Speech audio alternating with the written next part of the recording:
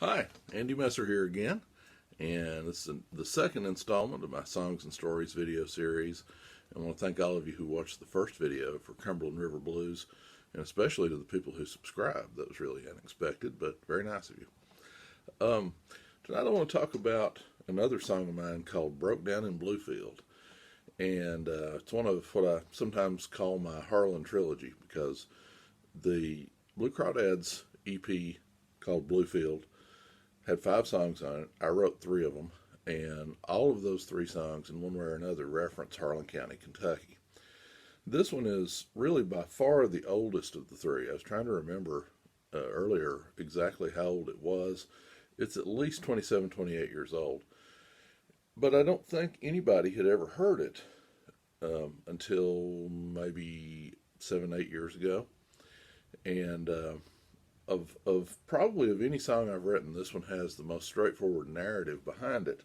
But I think I've accidentally kind of misled people as to what that narrative was. So people who are familiar with the song may be a little bit surprised at the content of this video. I hope they're not mad about it when they find out it didn't happen exactly the way they thought it did.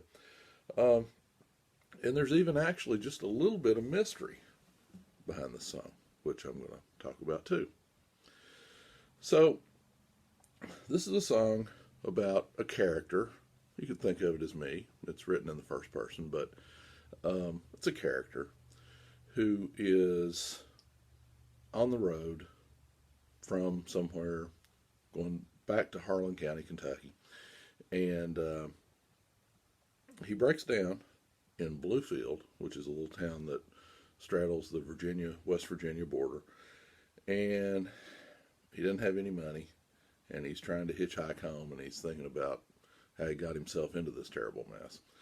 And I've often introduced the song when I've done it by saying that it's partially based on a semi-true story.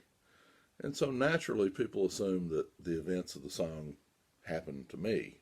Well, not exactly. This song, like I say, I wrote a long time ago, and I think I was in a band when I wrote it, but I think maybe they didn't like it, or maybe I didn't even play it for them. Maybe I just sort of wrote it for myself and thought, well, that was fun, but that's all there is to it. And so about 8 years ago or so, I found myself wanting to be in music, wanting to stay in music, but not really being in a band. And I had always, bands that I'd been in since I was 15 years old, I'd always been a bass player. I'd sung a little here and there, but I'd never been the singer in a band. And I just didn't feel like going out and auditioning as a bass player and then winding up in a bar band somewhere playing stuff that I really didn't care that much about.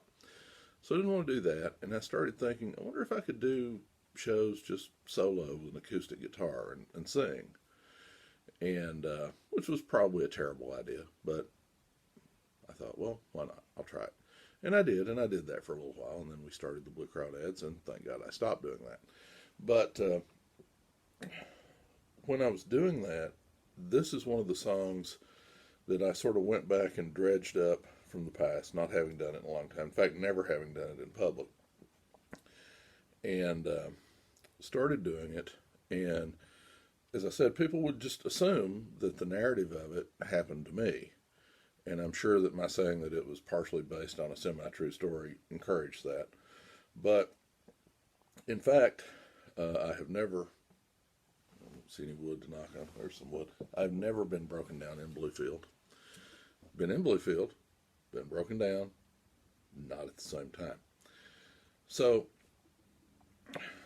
in my early 20s, I didn't have any money, and I always drove really kind of crappy cars, and they would break down all over the place. So I was very familiar with the feeling of being broken down and not knowing what I was going to do. And then an event occurred, which was not a car breaking down, but some of you are familiar with Cumberland Gap National Historical Park. Excuse me. And so there's a trail within Cumberland Gap National Historical Park that runs from Cumberland Gap to Ewing, Virginia. And it's, I don't know, 16, 17 miles, maybe 18, I don't know. It's long. And I had done a little bit of it at the Gap end by myself, and Daryl Harper, who's now my colleague in the Blue Crawdads, and I had done a backpacking trip on it once where we hiked to Gibson Gap, but we hadn't done nearly the whole thing. And so I really wanted to hike the whole thing. And I was talking to another friend of mine, Jim West, about hiking it and debating whether to make this a one night or a 2 night backpacking trip. And he said, oh, you ought to just do it in one day. He said, that's how I did it. I did it in one day, and then you don't have to carry a lot of heavy stuff. You can just, it's a long walk, but you don't have to carry so much, and you can do it. And so I thought, well, okay, that sounds like a pretty good idea. But at the same time, I wasn't really confident that I could do it in one day. And so I actually did pack a heavy backpack with the stuff I would need to spend the night, just in case I couldn't make it. So I started, stupidly, carrying way too much of a load. And the way I had arranged to do this was that I was going to have somebody drop me off at the Cumberland Gap end, and then I had estimated how many hours I thought it would take me to walk it. And so then they were going to pick me up at the Ewing end at a little park, which I think now is actually part of the national park. It was a city park at that time. So they were going to pick me up there. So I did this insanely long walk. It's beautiful, but it's way too long, really, to do in one day, unless you're, as I was, a 20-something who's stupid. So I do this walk, and it rained all day. Not hard, but like a misty rain. And so I was soaking wet and cold all day. And I have all these sort of almost hallucinogenic memories of the day. Like, I remember I stopped at Hensley Settlement up on the top of the mountain and was eating, I think, a boiled egg. And there was a church group staying there in a cabin, and one of them came out and gave me a donut. I remember that. And then it was in the springtime, and rhododendrons were blooming. And now, not the little white mountain laurel flowers, but the big rhododendrons.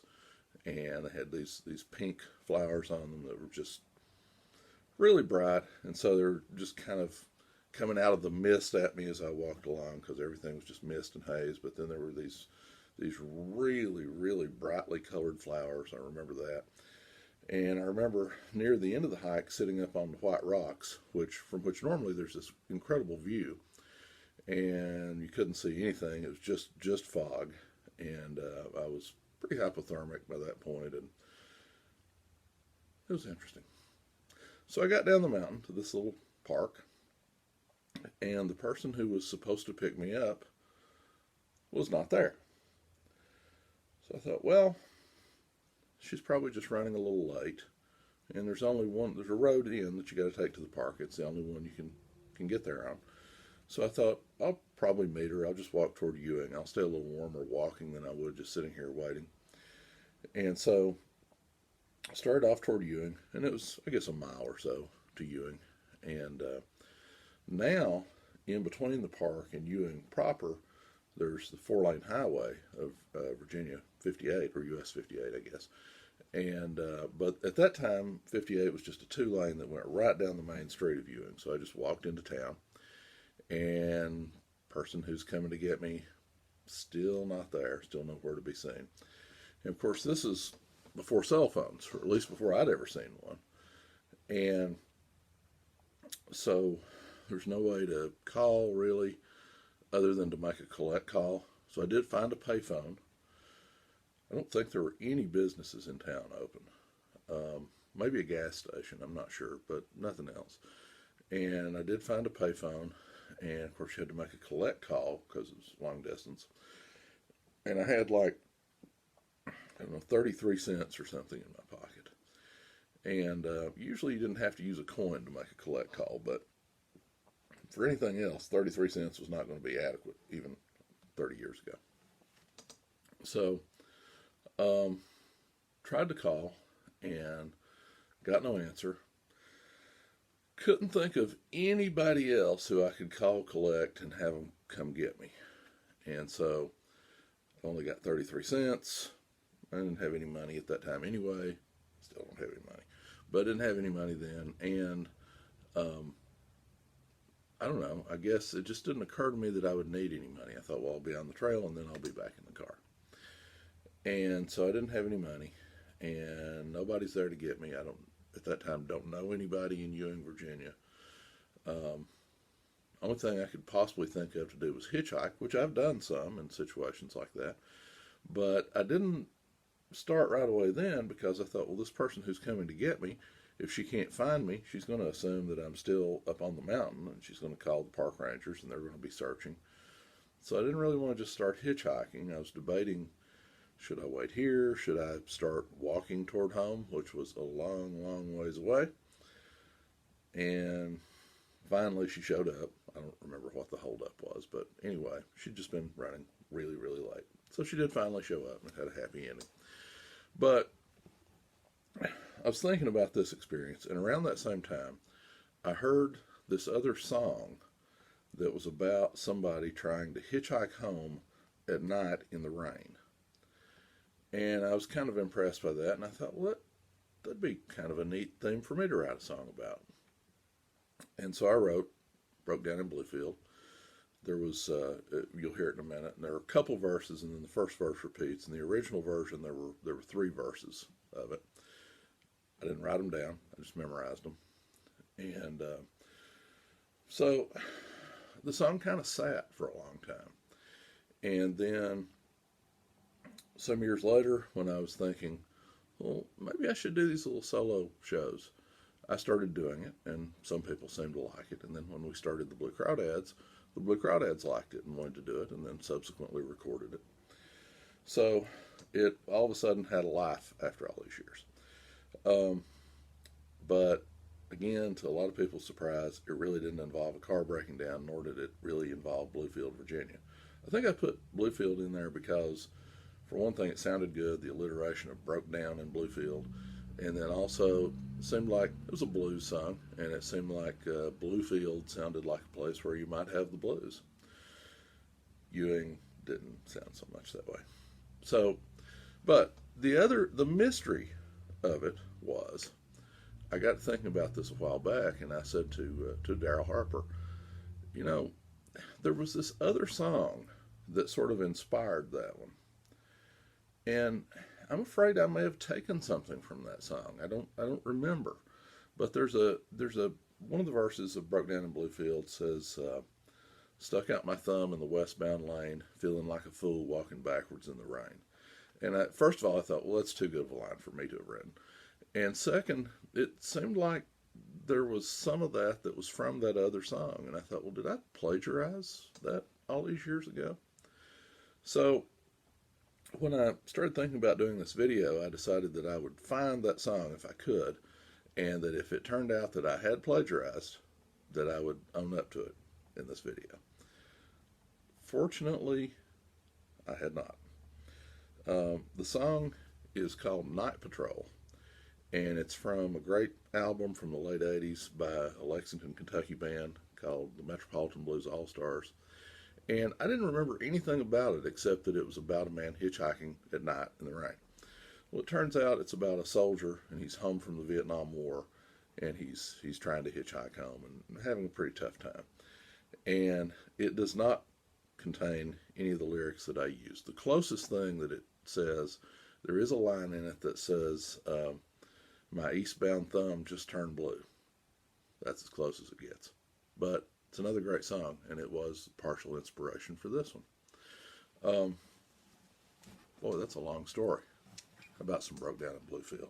Oh, I should also say, on the Blue Crawdads record, this is a very sort of modern blues rock sounding kind of thing. When I originally wrote it, I was thinking of it as an acoustic country blues along the lines of some of those Gulf Coast or Delta guys like I don't know, Lightning Hopkins, Arthur Crudup, those kinds of guys.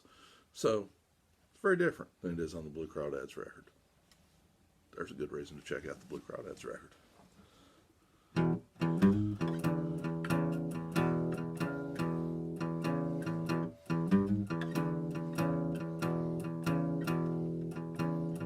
Broke down in Bluefield, nothing in my pocket. Left the car to the highway, no need to lock it. Stuck out my thumb in the westbound lane, feeling like a fool walking backwards in the rain. If I ever get back to Harlan, man, I guess that's where I'll stay. Now I'm broke down in Bluefield, I've had trouble all the way.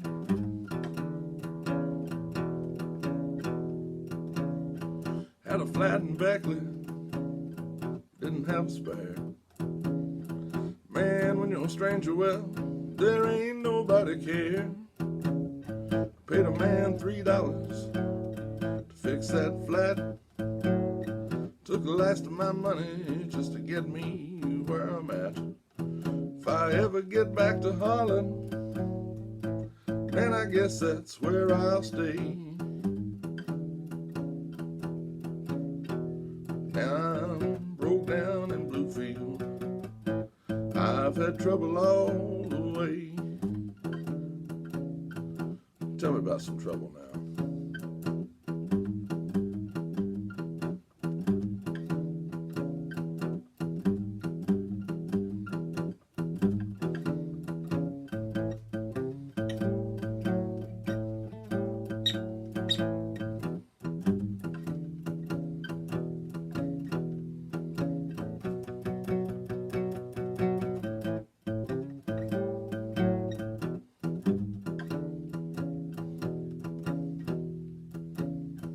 Broke down in Bluefield, nothing in my pocket. Left the car by the highway, couldn't see no need to lock it. Stuck out my thumb in the westbound lane, feeling like a fool, walking backwards in the rain. If I ever get back to Harlan, man, I guess that's where I'll stay. Now I'm broke down in Bluefield, I've had trouble all the way.